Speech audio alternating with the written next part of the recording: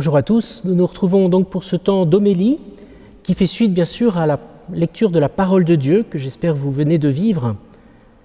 Ce temps d'homélie il est important notamment aussi parce que dans notre configuration actuelle, il y a un des ponts, un des liens qui nous rassemble de votre pasteur, de la communauté qui ensemble écoute l'homélie. Si nous vivons la liturgie de la parole ou la communion de manière plus individuelle, à travers le temps d'homélie, c'est aussi ce lieu où, à l'écoute de la parole ensemble, nous nous réunissons et nous prions ensemble. Aujourd'hui, nous avons la joie de célébrer la fête du Christ roi, roi de l'univers. Cette fête, elle vient comme achever une année. Ce n'est pas le dernier mot, au sens où tout serait vécu dans cette fête et tout serait déjà réalisé. Nous le savons, c'est un achèvement qui, d'une certaine manière, continue. Cette fête du Christ roi, c'est méditer sur justement le fait que le Seigneur continue de réaliser son œuvre en nous pour nous mener à une pleine réalisation. Bien sûr, on voit le roi s'asseoir sur son trône de gloire à la droite de son Père et qui, ensemble, vivent la plénitude de la vie et nous associent à cette fête. Mais nous le savons, on sait que ce n'est pas tout à fait terminé d'une certaine manière. Nous sommes en train de le vivre et nous le vivons d'une manière toute particulière dans l'Eucharistie. Quand nous sommes rassemblés ici, nous disons « Viens Seigneur Jésus », nous le proclamons jusqu'à ce qu'il vienne dans la gloire. C'est cela que nous sommes appelés à découvrir, ce mouvement d'un achèvement, d'une continuité avec la vie du Seigneur sur terre, dans sa résurrection, mais aussi jusqu'à la fin des temps. Nous sommes rassemblés par ce roi. Alors qui est ce roi qui nous rassemble? Qu'est-ce que nous en dit l'Écriture? Qu'est-ce qui nous appelle à découvrir de lui aujourd'hui? Ce roi, il fait d'abord corps avec son peuple. Ce roi, il prend soin comme un bon pasteur. Et enfin, ce roi, il règne par chacun de ses membres. Il déploie son règne, non pas par lui-même, mais par chacun de ses membres. Ce roi fait corps avec nous. C'est très important. Nous n'avons pas un roi dans un palais loin de nous, même si nous le représentons parfois sur un nuage à côté de son Père, loin de nous. Nous le voyons avec son corps, avec notre chair, avec ce que nous sommes, avec les plaies d'ailleurs de la vie humaine traversée par les épreuves et par le péché. Le roi fait corps parce qu'il s'est incarné, il est venu parmi nous, il est venu vivre tous les aspects de notre vie. Et d'ailleurs, quand Jésus parle avec cette parabole, nous invite à découvrir ce que nous sommes appelés à vivre à la fin des temps, mais aussi à la manière dont nous serons regardés par le roi.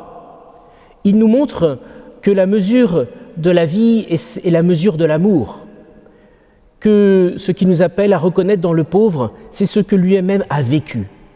Cela veut dire que Dieu, le Christ, notre roi, fait corps avec nous. Il vit tout ce que nous vivons. Rien ne lui est étranger. Peut-être on pourrait dire qu'il n'a pas vécu tous les espaces de notre vie, puisque par exemple, il n'a pas forcément vécu la vieillesse, il n'a pas vécu certaines épreuves que nous traversons, mais avec les quelques épreuves ou les quelques situations qu'il a habitées, surtout les situations de pauvreté, il nous montre qu'il est présent en toutes choses. Il fait corps totalement avec nous. Il est immergé. Il est incarné en chacun de nous. Dieu tout en tous. C'est ce qu'il appelle à vivre et il le fait déjà pour nous, de partager notre vie et il nous invite alors maintenant à partager la sienne, à habiter aussi tous les instants de notre vie, et spécialement peut-être les épreuves ou les tensions dans lesquelles nous sommes parfois plongés, de les habiter avec lui, puisqu'il est là, à le reconnaître. Ce roi fait corps avec son peuple, avec chacun de nous. Mais aussi ce roi prend soin. C'est un bon roi, c'est le roi par excellence.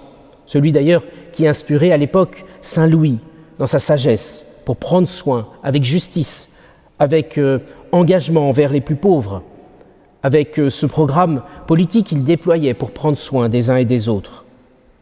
Prendre soin, c'est la manière dont on a d'ailleurs découvert à travers les autres paraboles du chapitre 25 de Saint Matthieu. Parabole des talents, parabole des jeunes filles aussi, où on voit Dieu appeler à l'écoute, à l'attention, mais aussi il prenait soin de nous en nous donnant ses talents et en le donnant avec confiance, comme nous l'avons découvert. Prendre soin pour Dieu, c'est nous remettre debout par ce regard miséricordieux.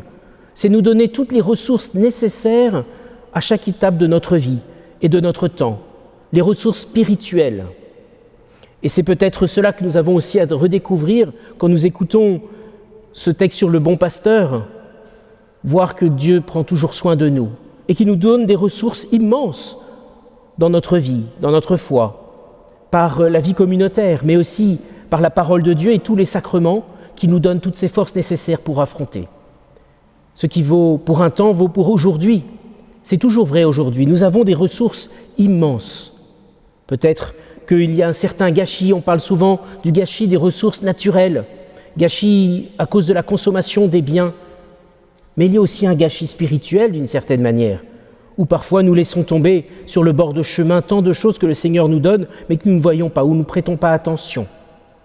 Nous avons sûrement à redécouvrir, avec un temps plus lent, plus adapté dans notre vie intérieure, à redécouvrir tous les dons que Dieu nous donne.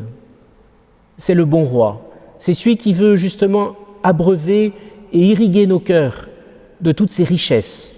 Il ne s'est pas fait roi pour les garder pour lui-même, mais il a voulu nous enrichir de sa pauvreté, de son propre chemin d'abaissement pour nous relever. Roi qui fait corps avec nous, roi qui est immergé, roi qui prend soin en nous donnant toutes les ressources spirituelles, mais roi surtout qui veut étendre son règne non pas par la puissance ou la conquête militaire, par l'économie ou par je ne sais quelle puissance technique, scientifique, culturelle. Non, par le cœur de chacun de ses membres. Et c'est la clé peut-être de cette parabole. Quand il nous invite à le voir, à le reconnaître dans les plus pauvres, à nous engager pour la justice avec lui, c'est sa manière pour lui de devenir davantage roi, que son règne arrive, que son règne s'achève en chacun de nous et en chacun des membres de notre humanité. Voilà la pédagogie du roi. Il ne mobilise pas certains pour devenir des soldats au service d'une cause, pour défendre sa cause. Il appelle chacun des cœurs à se tourner l'un vers l'autre dans la fraternité pour transformer et asseoir son règne. Alors demandons, dans cette fête du Christ roi, de pouvoir ensemble l'accueillir, qu'il règne dans nos cœurs, règne aussi dans nos familles, dans nos maisons actuellement, qu'il puisse vraiment nous aider à retrouver ce goût de la vie partagée avec celui qui a habité notre propre vie, de la vie partagée avec toutes les ressources et les dons qu'il veut nous donner, et vie partagée aussi avec tous les frères qui sont autour de nous. Bonne fête à tous, et je vous souhaite de laisser le Seigneur régner en vous. Merci.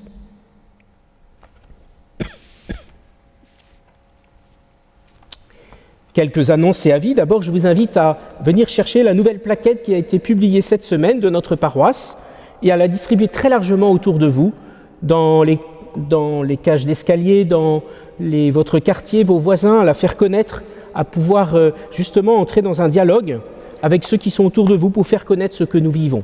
Et à travers peut-être ce témoignage de la plaquette, vous pouvez aussi leur parler de notre réseau d'entraide qui continue et qui a spécialement besoin aujourd'hui de parrains pour accompagner des filleuls qui ont demandé à être soutenus par un coup de fil, par une visite.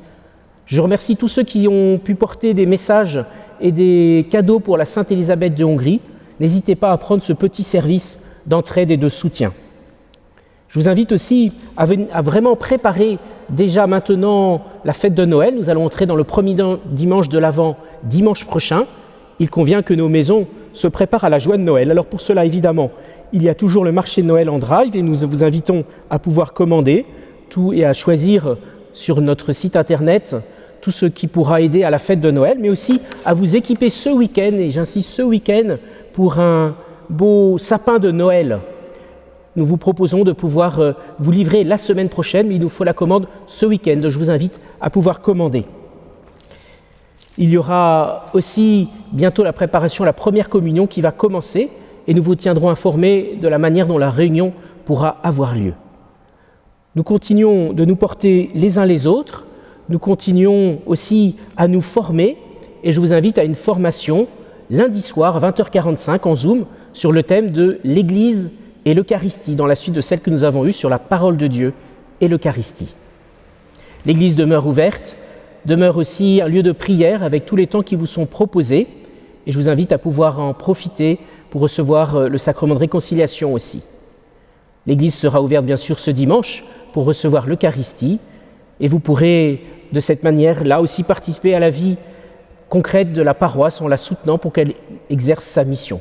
Je vous remercie tous, nous nous portons les uns les autres dans la prière et spécialement ceux qui ont besoin d'être soutenus dans ce temps compliqué, je pense spécialement aux plus jeunes, aux étudiants aussi, pour qu'ils demeurent dans la confiance et l'espérance. Bon dimanche, merci, à bientôt.